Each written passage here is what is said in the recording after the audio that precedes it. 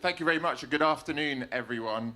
I think Andy has certainly set a bit of the foundation there of the challenge we face.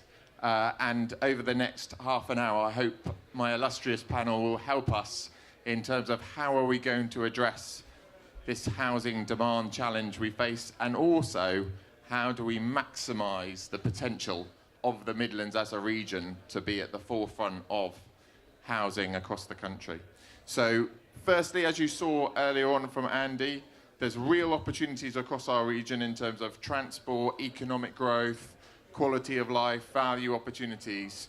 But what we're going to talk about in the next half an hour is how do we unlock that potential going forward. So to introduce my panel, who have helpfully sat under their names so that I don't forget them, we've got Anthony McCourt, the Chief Executive from Court, Amanda Clack from CBRE, delighted to have Amanda here, Jerry Hughes, the Chief Exec of GVA, Phil Coyne from Leicester City Council, and as you heard earlier on, Sir Ed Lister, the Chair of Homes England. So I'm going to start with, could everyone say a few words around what do we think is the housing potential of the Midlands? So shall we start with Ed and then come back towards me? So, Ed, over to you. A few words. I suspect I've said a bit of that already, actually, earlier on. But for me, the potential is enormous. You've got so much brownfield land. You've got a very young labour force. There's a lot of people there who want housing. There is the land available for it. There are plenty of regeneration opportunities. I think it's just a matter of how fast can we all go. We certainly, from Homes England, want to work with the West Midlands. That's why the Mayor announced that we would be bringing together our respective teams to work together as to how we sort of unpick some of those sites, how we get the right kind of funding in, how we support SMEs for small sites, how we bring new players in. But the opportunity is absolutely enormous. And all I can say is, and I just want to underline it, the area wants development.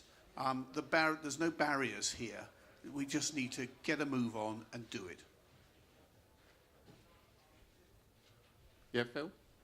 I would absolutely agree that the opportunities are great, but I think so is the challenge.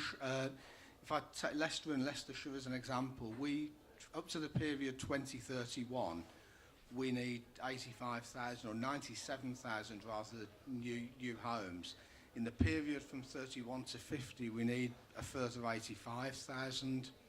Now, we're delivering sort of 1,200 a year that has kept us in the top 10 nationally for 5 years, but the reality is that that's nowhere near enough, and we've got to do more. And it's about, we've heard some of the real sort of advantages here of things like housing deals to address some of the problems, but there are areas across the Midlands where, you know, actually there's a double viability gap. There's a gap because of market failure in terms of low demand, and then there is another viability gap because of derelict land and remediation requirements and all of that, and that will need real imagination in some areas to bring that forward. I suppose one of the challenges for us as the public sector, the challenge is for us to be ever more imaginative about how we put finance packages together. I think the challenge to the development industry, for my part, is probably twofold. The first is that we know that developers like to take a certain number of units a year out of the ground, and we've got a couple of really big sites where the plan is to actually start people so far away that by bringing units out sort of on volume, it won't affect viability. I think we've got to work with the development industry to do that. The other one for me is the data capture and the data that the industry works on. I think very often, not always the case, but very often, there's a temptation for developers to go to the local agency network and say what's selling, and the answer will be 2, 3 and 4 bed semis, so we build 2, 3 and 4 bed semis. Now actually, in terms of moving people through the housing chain, of creating sort of diverse housing opportunities and quality opportunities for people to come out of 2, 3 and 4 bed semis at certain points in their lives, we're going to keep building what we've always built if we're not careful. Thanks, Will. Jerry, over to you, and maybe Joe, if you could also just touch on devolution and what potential you think that brings. Well, I mean, this is a view from outside the Midlands, I guess, and that's probably relevant to this discussion. I think I'd say three things. One, there's absolutely a perfect storm of factors coming together to really suggest there's huge potential in the Midlands, and I'm sure you've heard about that over the last day or so. But just to summarise, if you think about it, you've got a situation where you have a devolved position where you've got power in the hands of a central organisation that's starting to pull together in a coherent way a story about the potential and the future of the Midlands, which is really, really compelling. That's the first thing. Second thing is you have got that thing called High Speed 2, which, no matter what you think about it from a transport point of view, is actually acting as a real catalyst to bring a focus to what's happening in the Midlands. So it's an important factor in making people look up and think about the potential around certainly where the stations are situated. And I think the third thing is that the underlying socioeconomic and economic dynamics are very, very strong in the Midlands. You've got a very strong population base, a very strong economic base. There has been a history of delivering, particularly in Birmingham. So there is a coherent picture that's coming together when you view it from outside the Midlands, and certainly when you view it from London. And I'll tell you, the second thing is that's manifesting itself in the phenomenal interest that we see as a business at that interface between the public and the private, the interest we see from investors and developers who are now looking at Birmingham and the Midlands generally as a place that they can invest, not just to do small-scale development, but to do major urban change schemes to an extent that I've never seen before. And many of those are our clients, so we're working with them on that. But touching on a point that's just been made, the one thing that we've all got to bear in mind is that it's not a uniform picture across the Midlands. There are hot spots and there are colder spots, and there are areas where delivery will be a viability issue, particularly the north of the conurbation. And the trick will be to get the private sector not to come in and pick up the really easy things or the easier things, but to get them to work with you to deliver the really challenging places, or in the really challenging places. That will be something that will have to be a major focus. And I'm sure we'll come on to talk about some of the other issues around that in a moment, but that's my summation. And Amanda, over to you. Maybe you could touch on the offer to investors as well, from all the investors you speak to. Absolutely. I think, first of all, congratulations to Andy, because one of the things that you need to actually secure funding like this is leadership that sets a vision. But not only that sets a vision, but has the ability to actually bring people with you. And I think this is about collaboration. And the West Midlands Combined Authority is a real power force. And I think, the fact that it's been recognised by the government is all strength to you. So well done on that. And I think that's really important, because if you have strong leadership, actually, that's a real strong message to the investor market. We launched our Global Investors Report this morning. And there's some really good news stories within that, particularly around actually the attractiveness of the UK PLC to foreign investment and those funds coming in. And we've seen that ourselves over the last 12 months, selling around 250 acres, at the ability to sort of really deliver there 6,000 units and £1.25 billion worth of money. So I think if we can really set that vision, if we can be clear about what the ambition is, and I think we heard that earlier today, then that really sets out the potential. And then it's really the private sector's ability to respond to that and actually to start to deliver the housing. I'd like to pick out specifically the Wolverhampton piece, because I think for me that's really important. As RICS president last year, really kind of recognising the importance of skills. And I think having that as a real productivity hub in the Midlands to deliver for the Midlands is really, really important in terms of the overall industrial strategy for the UK. But I think really kind of creating something quite special. And what we need is actually to think differently about housing and to think innovatively about how we can get that production levels up. So it's a really good news story.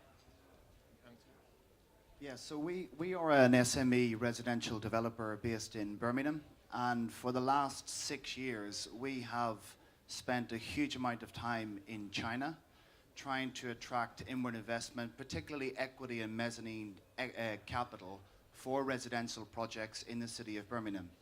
So 5 years ago, that was a more difficult challenge and a more difficult conversation to have, because the region, I don't think, was talking as one, and we weren't sometimes always on the same page.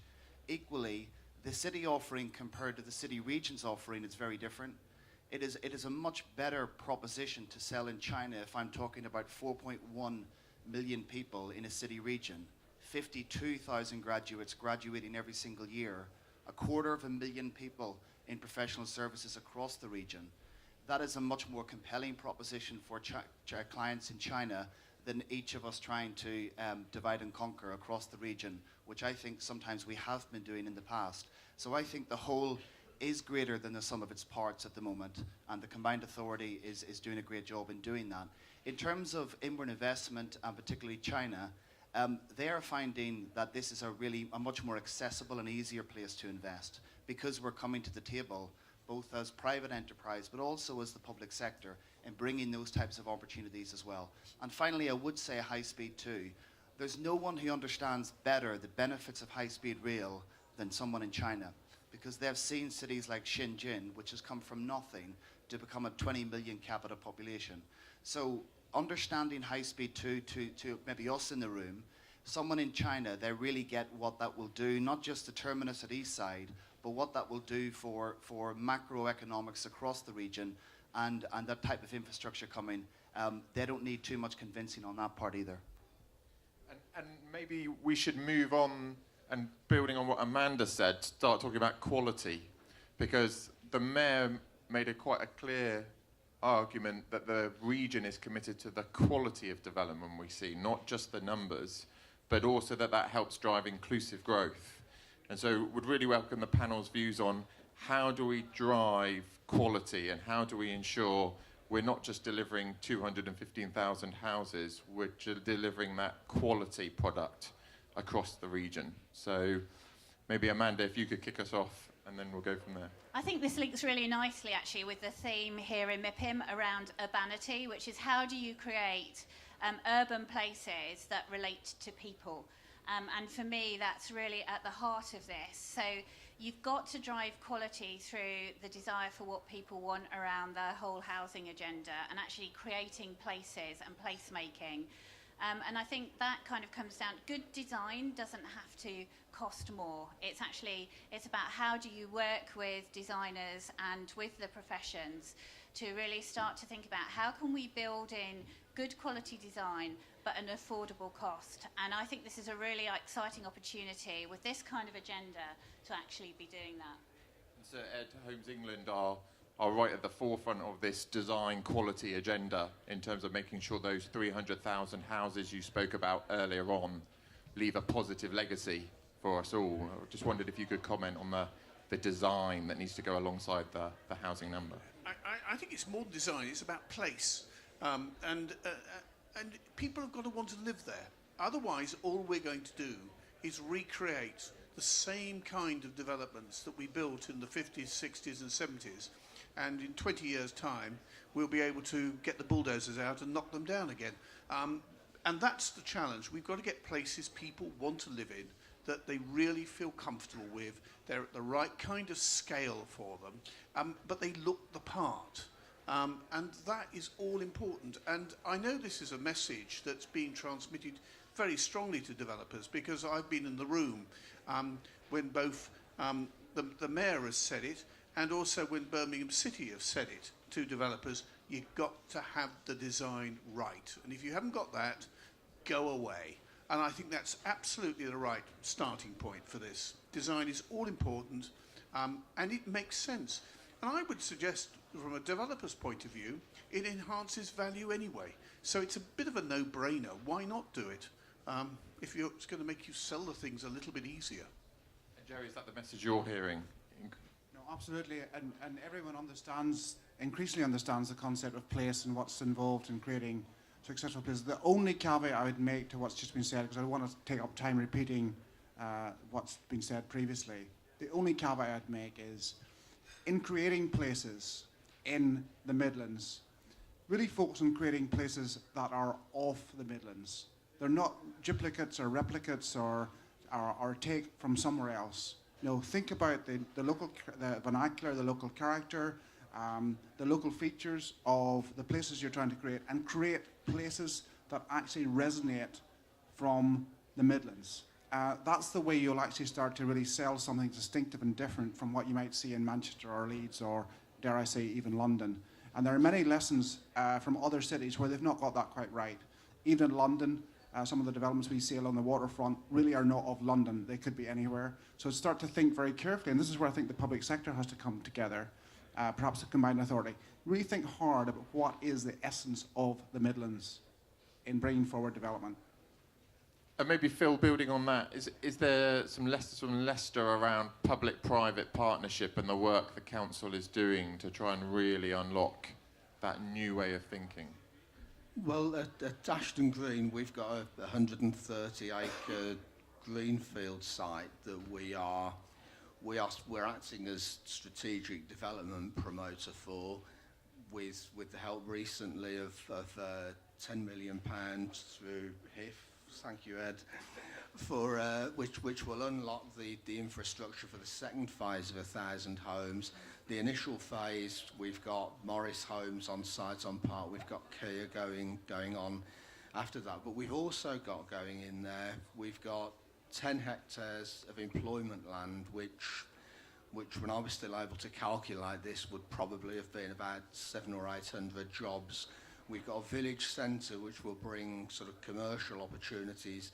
We've got school infrastructure going in, and we're doing a similar thing at the waterside area where we've got 100 acres that will be sort of 500,000 square feet of employment land in there.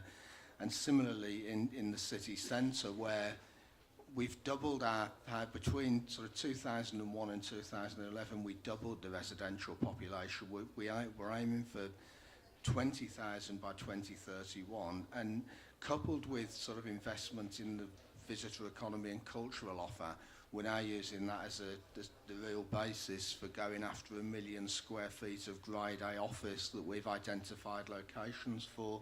So I think for me it's very much about that mix of uses to make it all work sustainably.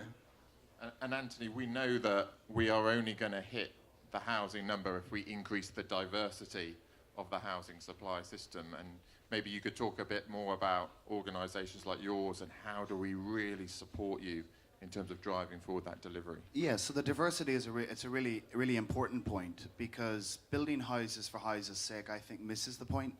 You know, when you talk about 300,000 homes and things like that, you're in danger of dehumanizing what is a really personal process for people. So getting people onto the property ladder is probably one of the most amazing things that government and private sector can do for an individual.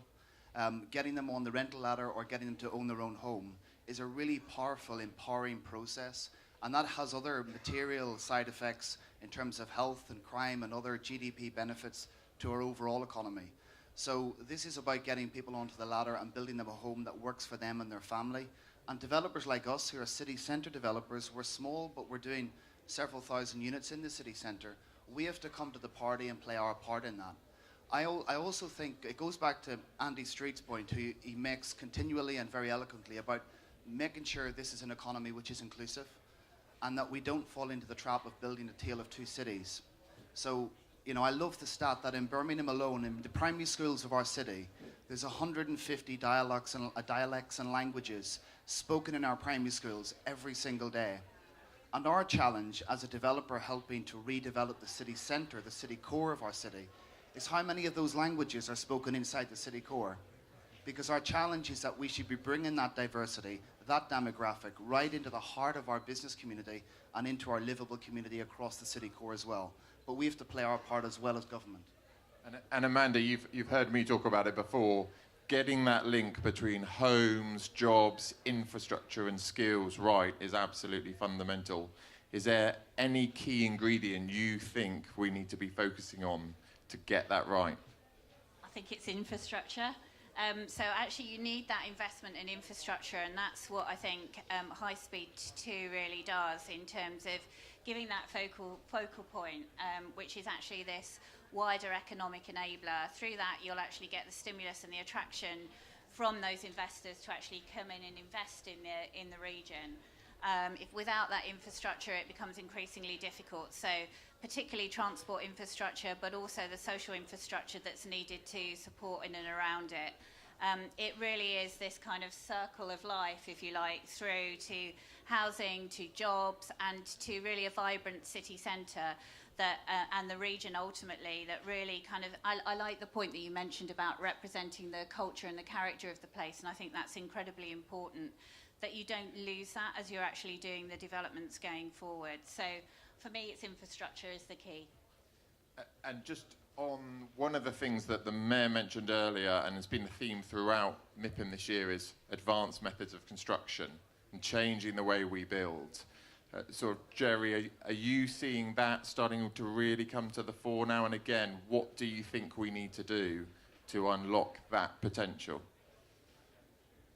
Absolutely. I mean, I think that's a key consideration. But and we shouldn't lose sight of it. My personal view is that that's just a means of delivery, a means of delivering more quickly, maybe more efficiently, dealing with some issues around a lack of a deficiency in your workforce. But so I would absolutely focus on that, but I wouldn't put a massive focus on that. That will happen. It will come, and you must take advantage of it when it does happen. I was going to add one point to what was said previously by Amanda. The one thing that I would really, really focus on is education, skills, and talent. And it seems a little bit obvious, but the thing that's distinctive about the round of regeneration that we're seeing now, as opposed to the round of regeneration that we saw maybe in the 90s and the early thousands under the Blair government, is there's a greater recognition that we need to really put attention to those issues alongside physical change. And I would urge a real focus around that in tandem with everything else you're doing. In fact, I would put it close to the top of my list of things to tackle. And as we near the end, just sort of, can you give me each one thing that you think is going to be absolutely critical to unlocking the housing potential of the Midlands, and particularly if it's a different frame on what we've spoken about before, that one thing that we will take away today and think we've got to get that right. So Ed, if you're happy to go first. I think I would actually start off with the ideas that you have for the Brownfield Institute. We have, in Homes England, have spent an absolute fortune cleaning up sites, particularly in the East Midlands, some of the coking works that we've been involved with. I mean, this is like, taking money out of your wallet and throwing it out the car window, because we have really been spending money. Or I think about sites like James Bridge in Walsall that we've been involved with. I mean, we are spending this money, yet we're not taking the real advantage of generating the expertise that we should be exporting around the world in doing this. And we have a moral obligation to clean these sites. We can't leave them to our children. I mean, we're poisoning goodness knows how many animals in the process. We've got to clean them up, get them sorted out, get houses onto them, get industry onto them, whatever's the right thing. But let's, for heaven's sake, get something out of this and actually create some real expertise. And so I would say congratulations on the Brownfield one. And, we certainly want to help in any way we can, because it's a really exciting idea. Thanks, Ed. Phil, over to you. I think for me, one of the big things will be the need to focus more high-density development in and around sort of transport nodes in towns and cities. I suppose there are two things that sort of fall out of that for me. The one is that this is always where it will be more difficult to assemble sites. So going back to the devolution conversation from a few minutes ago, some form of devolved compulsory purchase powers to help authorities without necessarily having schemes in place to actually put these sites together, because it's really, really difficult to get a developer to spend money on a scheme when there's no guarantee that you can put the site together. The other one, in a sort of post-Brexit world and wherever we go to with government funding after that, I suppose my plea would be not to lose sight of the impact that good public realm schemes can have on stimulating private sector investment.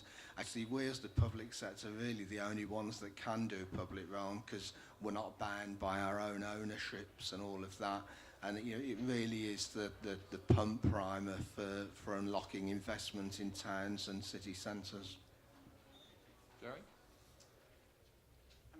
At the risk of being controversial, I guess, I would really push hard for more devolved powers, particularly around planning, to give you a strategic planning platform to tackle some of your planning issues across the city region, as opposed to relying on duty to cooperate across the local authorities, because some of these issues are so huge and their challenges to deliver the numbers you're talking about are so significant that if you get bogged down too much in local issues, you'll fail.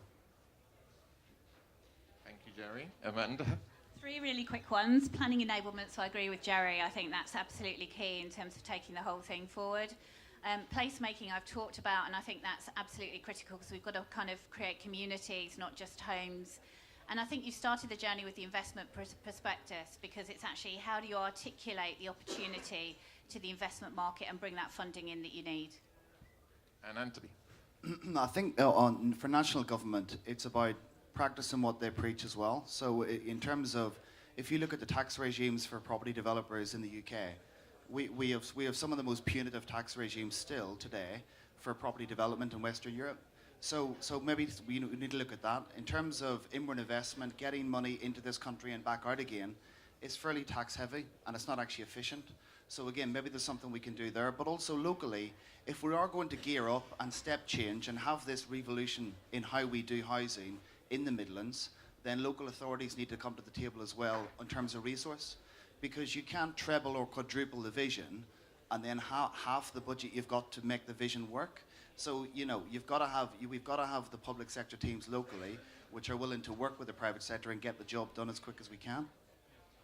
So just in conclusion, firstly, thank you to the panel for a very enlivening and informative debate. I think, as all great discussions on housing, we have focused on and interlinked all those interdependent factors that are fundamental to making a housing strategy and a housing story a success. So getting place right, getting skills right, getting investment right, getting infrastructure right. And only if we get all those interdependent parts right will we be a success. And sort of finally, the joint public-private sector team we now need to work on going forward is going to be absolutely critical to delivery. So you are all now part of our team, and you are all, with me, responsible for making this happen. So thank you very much.